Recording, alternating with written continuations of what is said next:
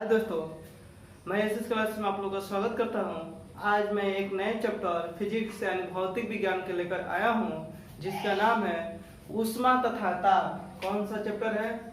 ऊष्मा तथा ताप। जो चैप्टर का नाम है ऊष्मा तथा ताप, हीट एंड टेम्परेचर। कौन सा चैप्टर है? हीट एंड टेम्परेचर, ऊष्मा तथा ताप। आज आप लोग के सामने नए वीडियो लेकर आए हैं। दोस्तों, अगर वीडियो आप लोग अच्छा लग रहा है तो शेयर और सब्सक्राइब करना ना भूलें। अपने दोस्तों को जितना अधिक से अधिक शेयर करिएगा, उतना ही आप लोग के लिए और मेरे लिए भी बेनिफिट और पढ़ाने में भी मन लगेगा। इसलिए आप लोग सब्सक्राइब जल्दी से जल्दी कराएं और अपने दोस्तों के पास, और पूरे और शुरू से अंत तक वीडियो जरूर देखें। तो अब हमारा जो चैप्टर का नाम है ऊष्मा तथा ताप, हीट एंड टेम्परेचर के बारे में देखेंगे। इसमें दोस्तों पार्ट 2 वीडियो, 2 वीडियो आएगा। ये मेरा पार्ट 1 वीडियो है। कौन सा वीडियो है? पार्ट 1 वीडियो है। पार्ट 2 वीडियो का डिस्क्रिप्शन बॉक्स में लिंक दे देंगे, वहां से आप लोग देख सकते हैं। तो बात करते हैं कि ऊष्मा होता क्या चाहिए, हीट क्या होता है, ऊष्मा होता क्या चाहिए। तो ऊष्मा एक प्रकार की ऊर्जा होती है। ऊष्मा है क्या चीज? एक प्रकार की ऊर्जा होती है और जो अणुओं की गति के कारण उत्पन्न होती है। तो अणुओं की गति के कारण उत्पन्न होता है। किसी कारण उत्पन्न होता है? अणुओं की गति के कारण उत्पन्न होता है। अर्थात एक वस्तु से दूसरी वस्तु में केवल तापांतर होता है। एक वस्तु से केवल दूसरी वस्तु में तापांतर के कारण ही स्थानांतरित होता है। उसे ही हम ऊष्मा कहते हैं। ऊष्मा क्या होता है? ऊष्मा एक प्रकार की ऊर्जा होती है तो अणुओं की गति के कारण उत्पन्न होता है। अर्थात एक वस्तु से दूसरे वस्तु में केवल तापांतर के कारण स्थानांतरित, ताप के चलते स्थानांतरित होती है। उसे ही हम ऊष्मा कहते हैं। ऊष्मा को Q से सूचित या निरूपित किया जाता है। किसे? Q से सूचित या निरूपित किया जाता है। J बराबर क्या होता है? W/Q। J बराबर क्या होता है? W/Q, यानी W बराबर क्या लिखेंगे? J गुणे Q। J क्यों लिखेंगे? जहाँ W क्या है, यहाँ पर कार्य है, और Q क्या है? ऊष्मा है। Q क्या है? ऊष्मा है। और J क्या है? तो एक नियतांक है जिसे ऊष्मा का यांत्रिक तुल्यांक कहते हैं। ऊष्मा के यांत्रिक तुल्यांक किसको कहते हैं? J को कहते हैं। J क्या है? नियतांक है। तो बात करते हैं J बराबर क्या होता है? ऊष्मा के यांत्रिक तुल्यांक बराबर कितना होता है? 1। तो इसका मान होता है, ऊष्मा के यांत्रिक तुल्यांक का मान 4.186 जूल पर कैलोरी होता है। एक ऊष्मा का यांत्रिक तुल्यांक बराबर कितना होता है? 4.186 जूल पर कैलोरी होता है। ऊष्मा का ऐसे मात्रक क्या होता है? तो जूल होता है। ऊष्मा का ऐसे मात्रक क्या होता है? जूल होता है। एक British thermal unit, BTHU, British thermal unit, एक ब्रिटिश थर्मल यूनिट बराबर कितने कैलोरी होता है? तो 252 कैलोरी होता है। एक ब्रिटिश थर्मल यूनिट बराबर कितना होता है? 252 कैलोरी होता है। और ऊष्मा का ऐसे मात्रक क्या होता है? जूल होता है। एक J ऊष्मा का यांत्रिक तुल्यांक बराबर कितना होता है? 4.186 जूल पर कैलोरी होता है। एक कैलोरी बराबर कितना होता है? जूल। तो 4.186 जूल होता है। एक कैलोरी बराबर क्या होता है? 4.186 जूल। और एक जूल बराबर कितना कैलोरी होता है? तो 0.24 कैलोरी। एक कैलोरी बराबर 4.186 जूल, और एक जूल बराबर 0.24 कैलोरी होता है। एक किलो कैलोरी बराबर कितना होता है? तो 1000 से गुणा कर देंगे। एक कैलोरी में 4.16 में 1000 से गुणा कर देंगे तो किलो हो जाएगा। तो यानी 4186 जूल होता है। एक किलो कैलोरी बराबर 4186 जूल, एक कैलोरी बराबर 4.186 जूल होता है। ऊष्मा का सीजीएस मात्रक क्या होता है? कैलोरी होता है। ऊष्मा का सीजीएस मात्रक क्या होता है? कैलोरी होता है। एक जूल बराबर कितने कैलोरी? 0.24 कैलोरी, और एक कैलोरी बराबर 4.186 जूल, और एक किलो कैलोरी बराबर 4186 जूल होता है। ऊष्मा का सीजीएस मात्रक क्या होता है? कैलोरी होता है। और ऊष्मा का ऐसे मात्रक क्या होता है? जूल होता है।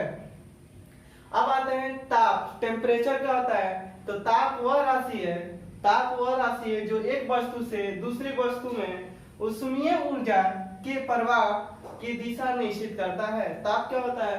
तो ताप वह राशि है जो एक वस्तु से दूसरी वस्तु में ऊष्मीय ऊर्जा के प्रवाह से किसके ऊष्मीय ऊर्जा के प्रवाह की दिशा निश्चित करता है या ऊर्जा स्थानांतरण होती है, उसे ताप कहते हैं। ताप किसे कहते हैं? तो ताप वह राशि है जो एक वस्तु से दूसरी वस्तु में किसके द्वारा ऊष्मीय ऊर्जा के प्रवाह की दिशा निश्चित करता है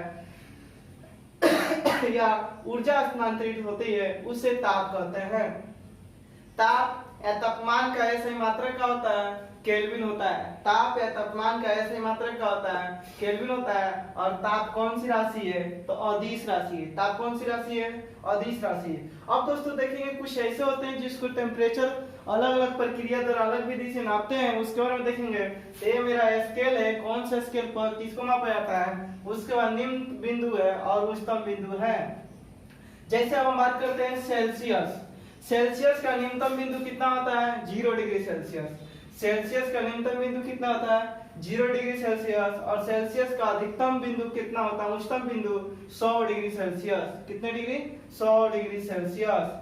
सेल्सियस का न्यूनतम बिंदु 0 डिग्री सेल्सियस और उच्चतम बिंदु अधिकतम कितना होगा? 100 डिग्री सेल्सियस। फ़ारेनहाइट की बात करते हैं तो फ़ारेनहाइट 32 डिग्री फ़ारेनहाइट मिनिमम होता है, न्यूनतम होता है, और 212 डिग्री फ़ारेनहाइट अधिकतम होता है। रीमर की बात करते हैं 0 डिग्री रीमर को R से करते हैं सूचित, और सेल्सियस को C से सूचित करते हैं, और फ़ारेनहाइट को F से सूचित करते हैं, केल्विन को K से सूचित करते हैं, और रैंकिन को RA से सूचित करते हैं। तो अब बात करते हैं रीमर का न्यूनतम बिंदु 0 डिग्री R होता है रीमर, और अधिकतम 80 डिग्री रीमर होता है। केल्विन का न्यूनतम बिंदु 273 केल्विन और अधिकतम 373 केल्विन। रैंकिन 492 रैंकिन न्यूनतम बिंदु और अधिकतम बिंदु 672 रैंकिन। तो अभी बात की है कि जो हमारा टेम्परेचर होता है, ताप, उसको मापा जाता है कितने तरीके से? 5 तरीके से। सेल्सियस में मापा जाता है, फ़ारेनहाइट में मापा जाता है, रीमर में मापा जाता है, केल्विन में मापा जाता है, और रैंकिन में मापा जाता है। और सबसे इंपॉर्टेंट देखा जाए तो केल्विन, फ़ारेनहाइट और सेल्सियस है। सेल्सियस, फ़ारेनहाइट और केल्विन सबसे महत्वपूर्ण है। और सेल्सियस को C द्वारा इंडिकेट सूचित करते हैं, फ़ारेनहाइट को F द्वारा सूचित करते हैं, केल्विन को K द्वारा सूचित करते हैं, रीमर को R द्वारा और रैंकिन को RA से सूचित करते हैं। अब सेल्सियस एक बार रिकॉल कर लेते हैं। सेल्सियस का न्यूनतम बिंदु कितना होता है? 0 डिग्री सेल्सियस और अधिकतम बिंदु 100 डिग्री सेल्सियस। उसके बाद बात करते हैं फ़ारेनहाइट। फ़ारेनहाइट का न्यूनतम बिंदु कितना होता है? 32 डिग्री फ़ारेनहाइट और अधिकतम बिंदु 212 डिग्री फ़ारेनहाइट। उसके बाद केल्विन की बात करते हैं तो 273 केल्विन न्यूनतम होता है और अधिकतम 373 केल्विन। रीमर की बात करते हैं तो न्यूनतम बिंदु 0 डिग्री रीमर और अधिकतम 80 डिग्री रीमर। रैंकिन की बात करते हैं तो न्यूनतम 492 रीमर और रैंकिंग और 672 अधिकतम रैंकिंग होता है। 30 इतने विधि द्वारा हमारा ताप जो कि मापा जाता है।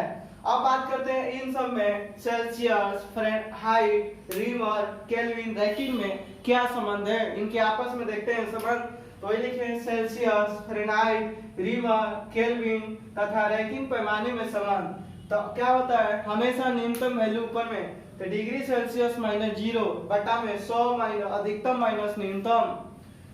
कैसे लिखे हैं? तो C Celsius -0 degree Celsius minus न्यूनतम बिंदु बटा में अधिकतम माइनस न्यूनतम, तो C -0 डिग्री बटा में 100 डिग्री माइनस 0 डिग्री। ये जो संबंध है आपको याद रहना चाहिए। न्यूमेरिकल क्वेश्चन के रूप में आपके एग्जाम में पूछता है, रेलवे, NTPC, ग्रुप डी हो, ये सब के एग्जाम में आपको पूछता है, इसलिए इसका संबंध आप लोगों को क्लियर याद रहना चाहिए। और इसमें से मैक्सिमम 3 लोग के ही मिलाकर पूछता है, केल्विन, फ़ारेनहाइट और डिग्री सेल्सियस से लेकर कभी कभी इसमें पूछ सकता है, तो इसको भी ध्यान में रखेंगे। तो क्या होता है? सेल्सियस के अगर संबंध बताते हैं तो क्या होता है? सेल्सियस माइनस न्यूनतम बिंदु यानी सेल्सियस -0 डिग्री बता में अधिकतम माइनस न्यूनतम, तो 100 डिग्री -0। अब फ़ारेनहाइट की बात करते हैं तो फ़ारेनहाइट माइनस न्यूनतम डिग्री, न्यूनतम वैल्यू 32 बटा में अधिकतम माइनस न्यूनतम, तो 212 - 32। अब रैखिक की बात करते हैं तो रैखिक माइनस 0 बटा में अधिकतम माइनस न्यूनतम। उसी तरह रीमन के देख लिया। अब रैखिक की बात करते हैं तो रैखिक माइनस न्यूनतम बटा में अधिकतम माइनस न्यूनतम, तो आ रहे माइनस 492 बटा में 672 माइनस 492। केल्विन की बात करते हैं तो केल्विन माइनस 273 न्यूनतम बिंदु बटा में अधिकतम माइनस न्यूनतम 373 माइनस 273।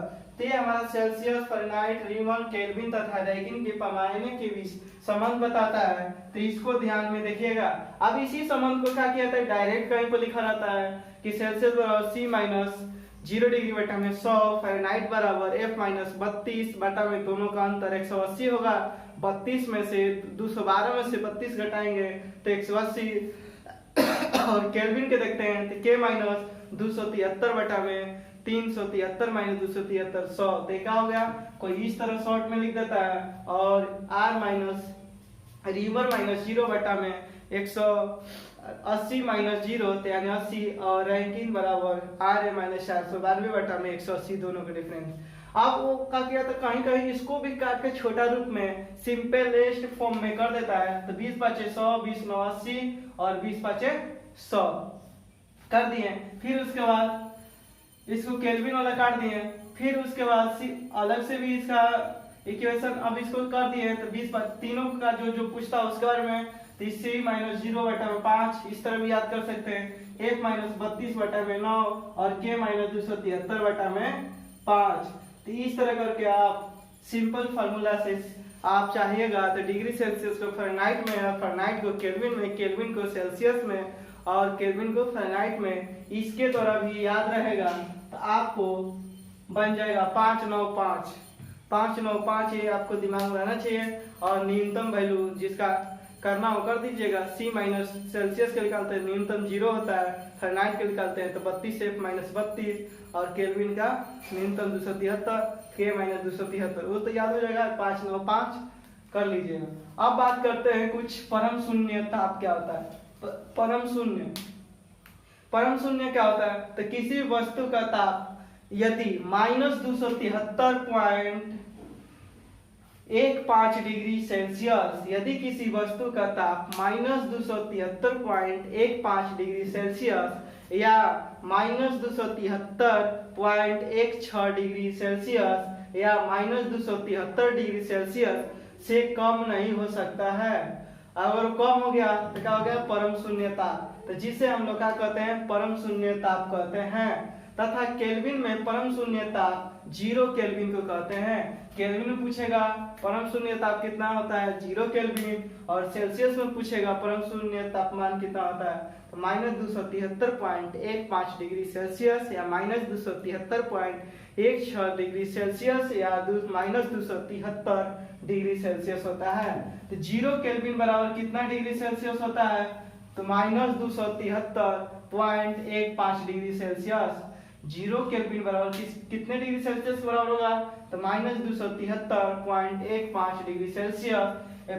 फुल वैल्यू लेके चलते हैं, 0 केल्विन बराबर माइनस 273 डिग्री सेल्सियस लेके इसको भी चलते हैं, या यहीं पे कहीं पर 273.16 केल्विन बराबर 0 डिग्री सेल्सियस। अब करें कि पहले सेल्सियस को सेंटीग्रेड पैमाने पे मापा जाता था। पहले जो सेल्सियस था किस में मापा जाता है, तो सेंटीग्रेड में मापा जाता था। लेकिन अब न्यूनतम क्या हो गया, सेल्सियस को किस में मापते हैं, डिग्री सेल्सियस में मापते हैं। अब तापमापी क्या होता है, तापमापी का इंग्लिश होता है थर्मोमीटर। कहीं पर लिखा रहेगा थर्मोमीटर, कहीं पर तापमापी। तो तापमापी या थर्मोमीटर, ताप मापने वाले यंत्र को तापमापी कहते हैं। ताप मापने वाले यंत्र को क्या कहते हैं, तापमापी यानी थर्मोमीटर। ताप किसके द्वारा मापा जाता है, तो थर्मोमीटर द्वारा या तापमापी यंत्र द्वारा मापा जाता है। अब पूछता है एग्जाम में कि सेल्सियस और फ़ारेनहाइट पैमाने के तापमान कितने डिग्री पर बराबर होता है। कितने डिग्री पर सेल्सियस और फ़ारेनहाइट पैमाने का तापमान बराबर होता है, तो माइनस 40 डिग्री पर सेल्सियस और फ़ारेनहाइट का मान आपस में बराबर होता है।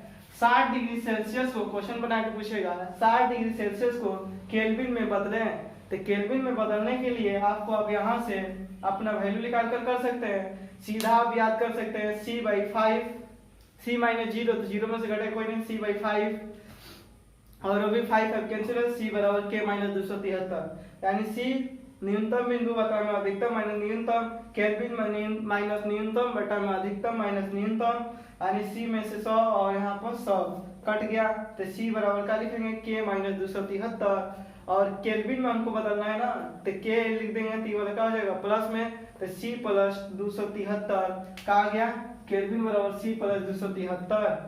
अब आ गया तो सी के मान कितना 60 डिग्री सेल्सियस है, पुट कर देंगे सी की जगह 60 प्लस 273, तो कितना केल्विन हो गया 333 केल्विन हो गया। अब इतना आपको नहीं करना है, तो आपको दिमाग पे रहना चाहिए, याद रहना चाहिए कि किसी भी वैल्यू को मान लेते 1 डिग्री सेल्सियस को हमें केल्विन में बदलना है, तो क्या लिखेंगे x प्लस 273 केल्विन, यानी कोई भी डिग्री सेल्सियस दिया रहेगा और केल्विन में पूछेगा तो उसको 273 में हम लोग जोड़ देते हैं जितना डिग्री सेल्सियस दिया रहेगा।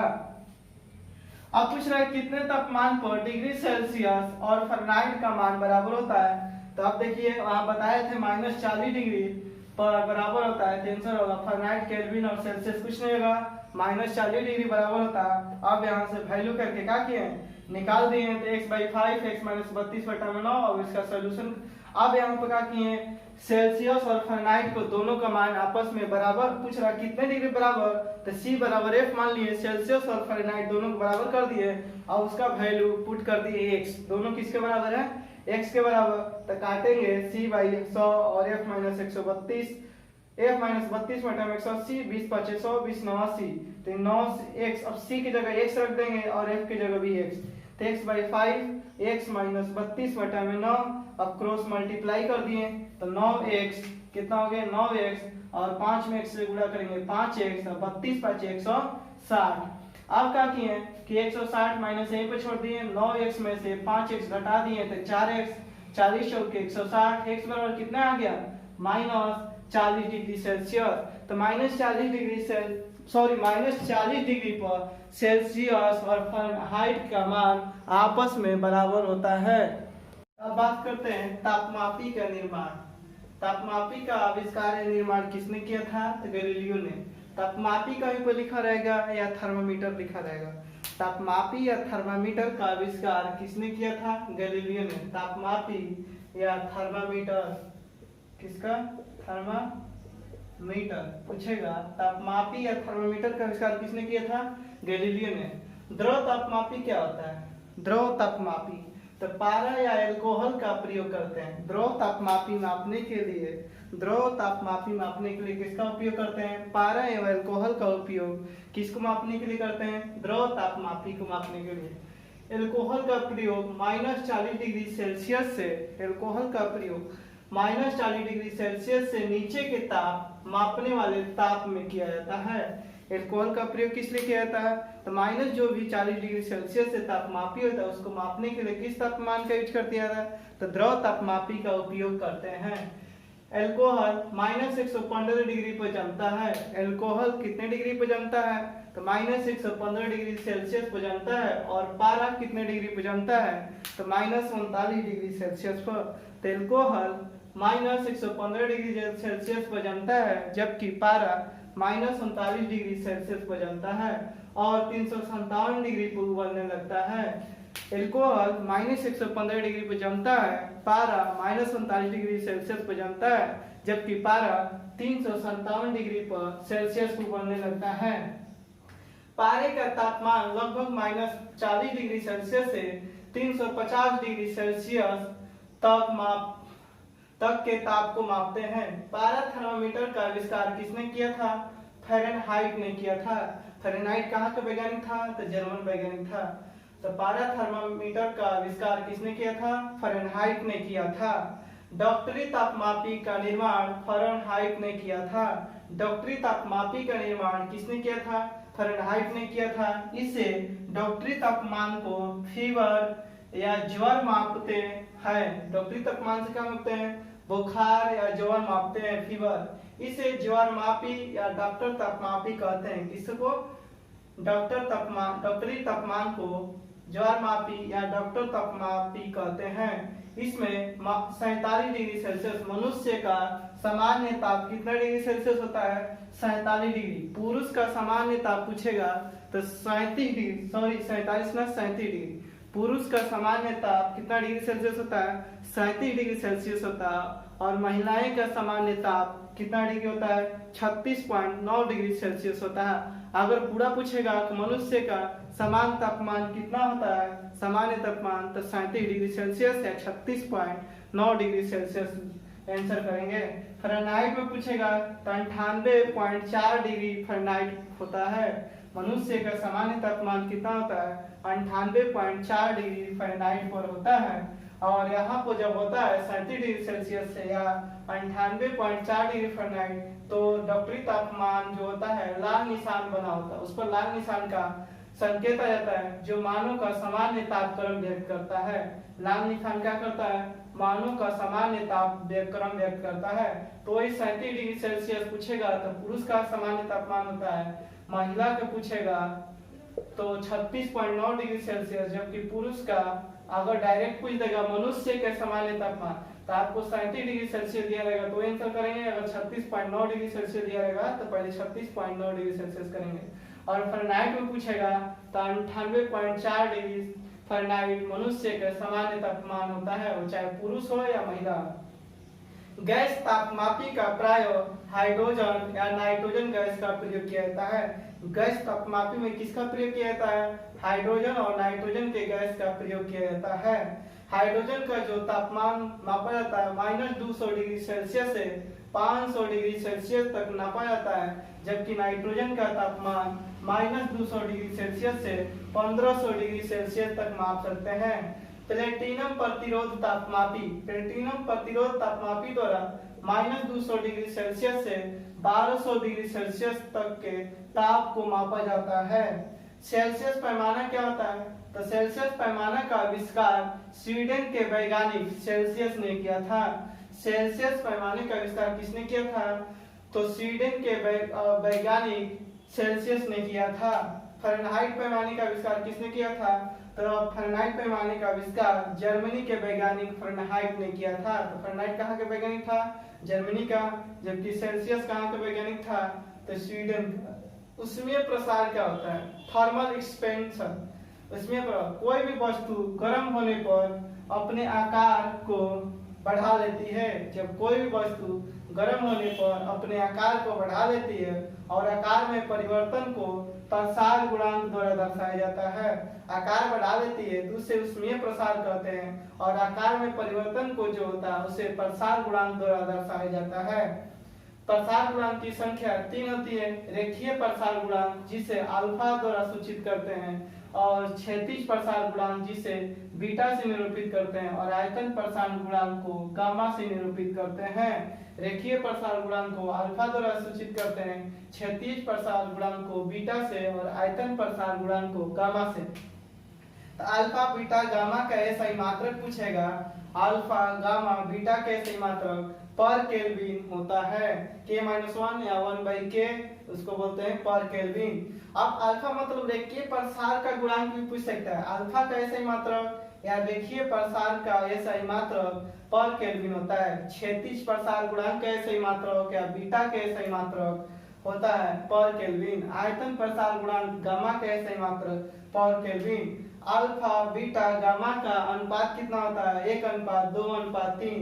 अल्फा मतलब रेखीय प्रसार का गुणांक, क्षैतिज प्रसार गुणांक और आयतन प्रसार गुणांक का अनुपात कितना होता है? 1:2:3। अब पूछेगा क्षैतिज प्रसार गुणांक बीटा बराबर कितने रेखीय प्रसार गुणांक होता है? तो 2 रेखीय प्रसार गुणांक होता है, यानी बीटा बराबर 2 अल्फा और गामा बराबर 3 अल्फा होता है।